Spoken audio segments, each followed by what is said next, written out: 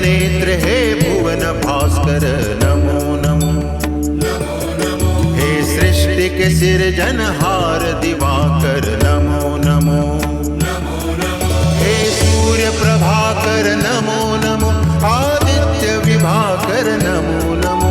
हे भानुतिमिरहर नमो नमो। हे रवि भुवनेश्वर नमो नमो।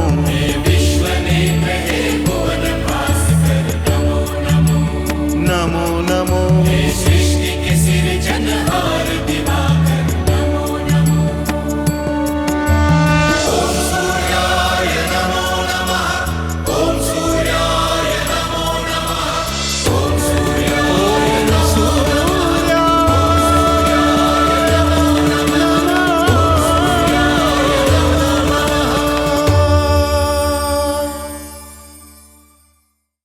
अच्छा पाताल राज, एक बात तो बताइए, पाताल लोक में प्रकाश होता है या नहीं? होता है, किंतु इतना अधिक नहीं। फिर तो जब पातालवासी पृथ्वी पर आएंगे, उनकी तो आंखें ही चौंधिया जाएंगी। ये तो मुझे नहीं पता, लेकिन तुम्हें देखकर मेरी आंखें तो चौंधिया गई हैं।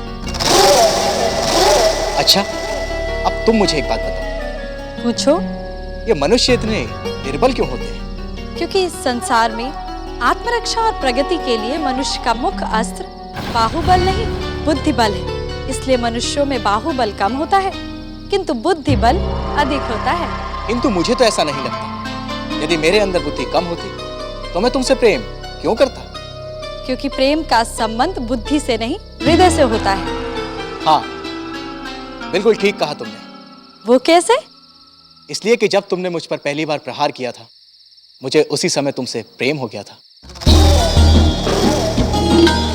और मुझे उसी समय आभास हो गया था कि तुम सिर्फ मेरे लिए ही बनी हो, क्योंकि तुम मनुष्य की पुत्री होते हुए भी एक साधारण कन्या नहीं हो। तुम्हारे शरीर में असाधारण शक्ति है। किंतु तुम मेरे अतिरिक्त किसी और मनुष्य से तो मिले नहीं होगे, फिर तुम्हें कैसे पता कि मेरे शरीर में असाधारण शक्ति है? तुमसे पहले मैं मनुष्यों से मिल चुका हूं। जब मैंने तुम्हारी पुकार सुनी तो मैं पाताल लोक से पृथ्वी लोक पहुंचा, और समुद्र तट पर मुझे बहुत सारे स्त्री और पुरुष मिले, किंतु मैंने उनमें से किसी को कुछ कहा नहीं, लेकिन वो मुझे देखकर भागने लगे। उनमें से मैं बहुत से लोगों को पकड़ के खा गया, किंतु किसी ने भी मेरे विरोध का साहस नहीं किया। तुम्हारा विरोध तो मैंने भी नहीं किया। कैसे नहीं किया? जब मैंने तुम्हें अपने हाथों में उठाया था तो तुमने मेरे ऊपर अनेक प्रहार किए थे, लेकिन मैं उसी समय समझ गया था कि ये कन्या कोई साधारण कन्या नहीं। तुम वीर हो, और तुम सिर्फ मेरे ही योग्य हो। और तुम्हें भी मैं देखकर ही समझ गई थी कि तुम मेरे योग्य हो। तो फिर देर किस बात की? चलो हमारे गुरुदेव शुक्राचार्य और तुम्हारी माता के पास चलते हैं, और मैं उन दोनों से तुम्हारा हाथ मांग लेता हूँ। किंतु वे दोनों तो पूरी असुर जाति को सचेत करने पाताल लोक गए हुए हैं।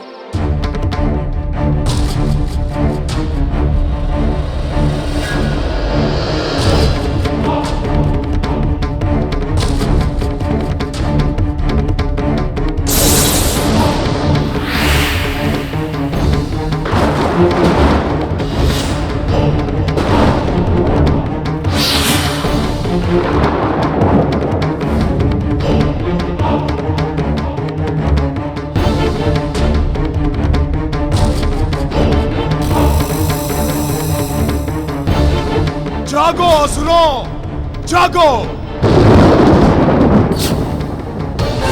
जागो, जागो।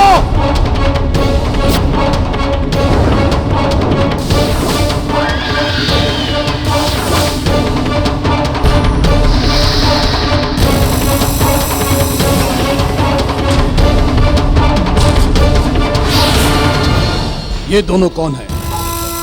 हमारे जैसे तो नहीं दिखते, अर्थात असुर नहीं है ये, हमारे शत्रु हैं। पकड़ लो इन्हें।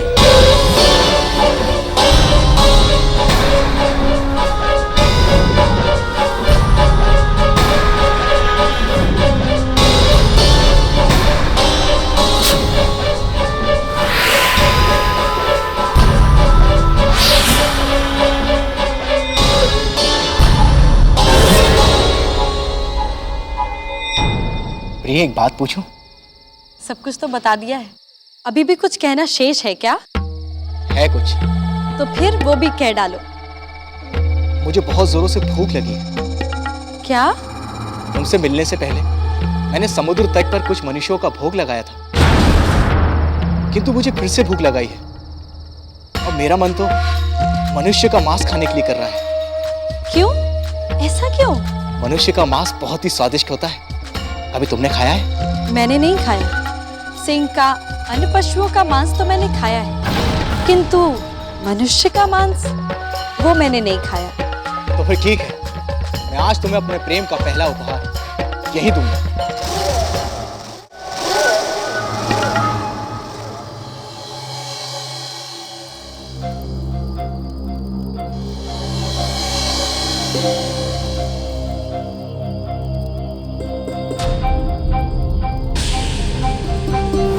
यदि मेरे वार से बच सकते हो तो बचो। रुक जाओ सिंका, तुम जो कुछ भी कर रही हो वो उचित नहीं है। नाना श्री, माँ आपका बहुत सम्मान करती है, इसलिए मैं नहीं चाहती कि मुझे आपसे असम्मान पूर्वक बात करनी पड़े। किंतु मुझे ऐसा ना करना पड़े, इसके लिए भविष्य में आपको याद रखना कि आप मेरे किसी भी निर्णय में हस्तक्षेप ना करें।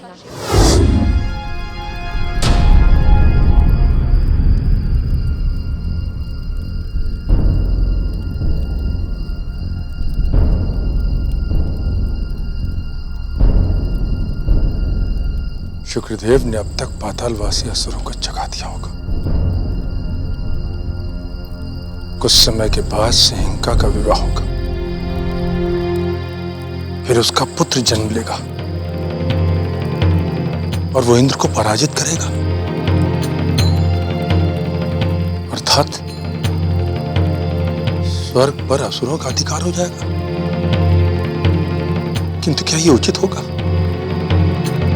देवता तो हमारी आन को मानते हैं, हमें सम्मान देते हैं, तो क्या ये असुर भी हमें सम्मान देंगे? इन असुरों ने तो किसी का सम्मान करना सीखा ही नहीं। फिर क्या होगा? क्या इन असुरों से हमारी शत्रुता हो जाएगी?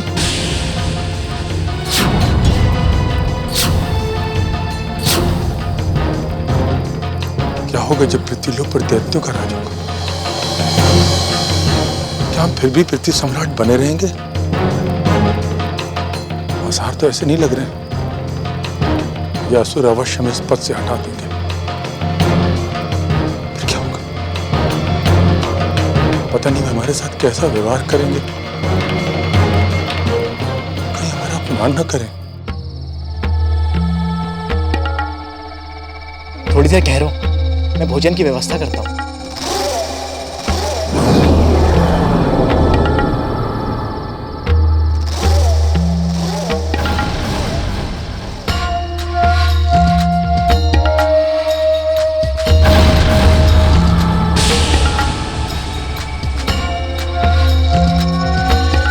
सुंदरी, ये पहला उपहार जो मैं तुम्हें देने जा रहा हूँ, जो बहुत ही असाधारण है। मनुष्य का मांस खिलाने के लिए मनुष्य को ही पकड़ कर ला रहे हो ना, तो इसमें असाधारण क्या है? मनुष्य को तो मैं हर दिन हर पल देखती हूँ। ये मनुष्य कोई साधारण मनुष्य नहीं है। जिस तरह पशुओं में राजा सिंह का मांस सबसे स्वादिष्ट होता है, उसी तरह मनुष्यों में राजाओं का मांस सबसे स्वादिष्ट होता है। इसीलिए मैं अपने ही समान मनुष्यों को मैं एक राजा को पकड़ के ला रहा हूँ। अपनी आंखें बंद कर लो सुंदरी।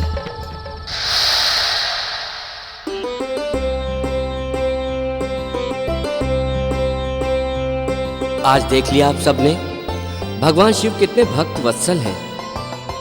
भक्तों की पुकार सुनकर उनसे रुका नहीं जाता, कैसे दौड़े चले आए।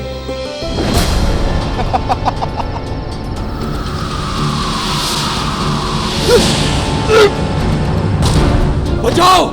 कोई हमारी रक्षा करो! बचाओ! ये स्वर किसका है? कौन हमें सहायता के लिए पुकार रहा है? किंतु ये हमें दिखाई क्यों नहीं दे रहा? ये जो कोई भी हो, इनकी सुरक्षा करना हमारा कर्तव्य है। किंतु ये है किधर?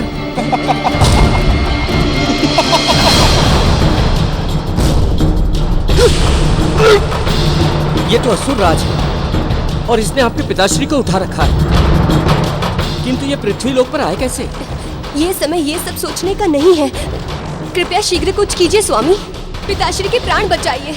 आप घबराइए मत देवी रोहिणी, मैं हर मूल्य पर इनके प्राणों की रक्षा करूंगा।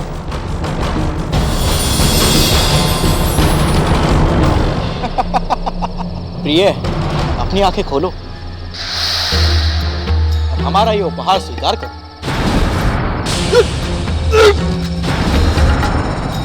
छोड़ दो इन्हें, ये तो मेरे नाना श्री हैं। छोड़ दो तुम इन्हें। नाना श्री है तो क्या हुआ, है तो राजा ना।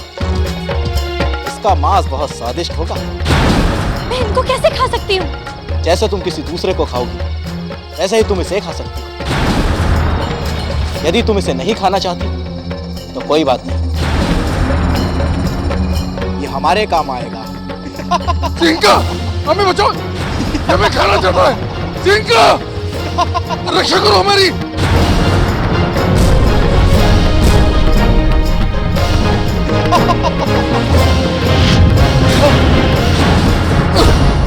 नाना श्री, मुझ पर आक्रमण? किस दुष्ट ने मुझ पर आक्रमण किया? उस दुष्ट को मैं जीवित नहीं छोड़ूंगा। चंद्रदेव, हमें क्षमा कर दीजिए। हमने आपको ऐसा घोर श्राप दिया और आप ही ने हमारे प्राणों की रक्षा की। कोई बात नहीं प्रजापति दक्ष, आप अपने स्थान पर सही थे। आपने अपनी पुत्रियों के दुखों से व्यथित होकर ही हमें श्राप दिया था, किंतु महादेव शिव शंकर दयालु हैं। उन्होंने हमें इस श्राप से उबार लिया। पुत्रियों का दुख तो था ही, किंतु शुक्रदेव ने कुटिलता से काम लेकर के हमें भड़का दिया। आपको मेरे विरुद्ध भड़काना तो बहुत छोटी सी बात थी, किंतु शुक्रदेव ने जो भयानक कार्य किया है वो ये कि असुरों को सचेत करके पृथ्वी लोक का मार्ग दिखा दिया।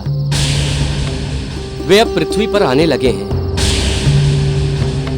और जिन हाथों ने आपको जकड़ा हुआ था वो हाथ असुर राज विप्रचति के थे।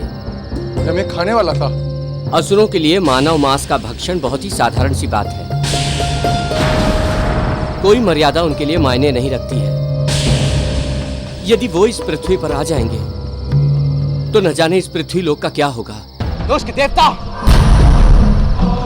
तेरा इतना साहस कि तूने विप्रचति पर आक्रमण किया। समझ ले कि तेरा अंत आ चुका है।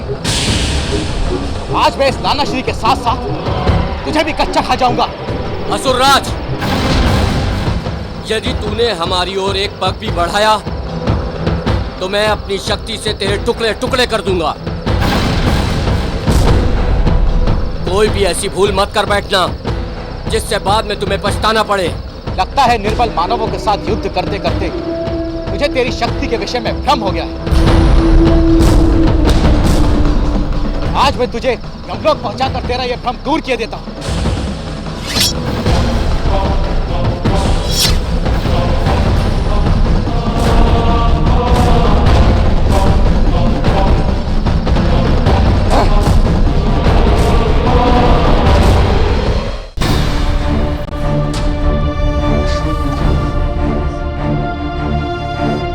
अच्छे भले सो रहे थे, जगा दिया हमें।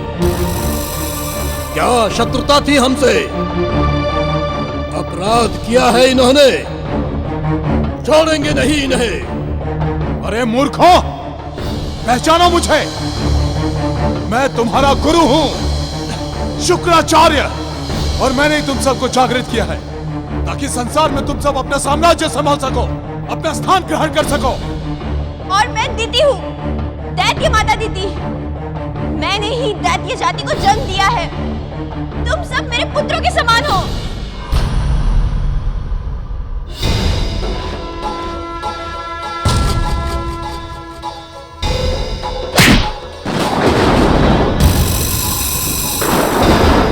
यदि अपने प्राण बचाना चाहती हो तो चुपचाप खड़ी रहो। दोबारा हमारे विचार विमर्श में बाधा डाली तो तो तुझे यहीं मौत के घाट उतार देंगे। इन दोनों को देखकर ही मेरे मुंह में पानी आता है। कच्चा खाने से अधिक बढ़िया इन्हें पकाकर खाएंगे। तो पका लेते हैं, पर हमारे पास तो अग्नि है ही नहीं, हम इन्हें खाएंगे कैसे? नागलोक से अग्नि लेके आनी पड़ेगी। जा तू लेके आ। शुक्राचार्य, आज तो हमारे प्राण बचना कठिन है। हाँ पुत्री, मुझे भी कुछ ऐसा ही लग रहा है।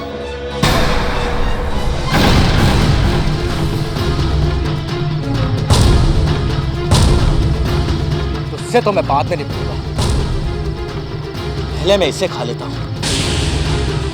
इसे खाकर मुझ में और भी शक्ति आ जाएगी। तुझे भी यमराज के पास भेंट करने के लिए भेज दूंगा।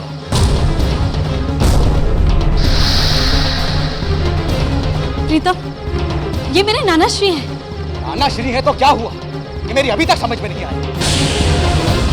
किंतु फिर भी तुम इन्हें नहीं खाना चाहती तो तुम्हारे लिए एक मनुष्य और भी है। वो मेरे मौसा श्री हैं, चंद्रदेव। सारा संसार तुम्हारा संबंधी है, तो मैं क्या कर सकता हूँ? लेकिन ये स्वादिष्ट भोजन मैं नहीं छोड़ूंगा। अधम असुर, यदि प्रजापति दक्ष को तूने छुआ भी तो इस संसार में तुझे कोई भी मेरे हाथों से बचा नहीं पाएगा। आकार भुनगे जैसा, और मुझे धमकी देने चला। मुझे अपनी शक्ति पर बहुत गर्व था। देख, मैं इसे तेरे सामने ही खाऊंगा और तू देखता रह जाएगा।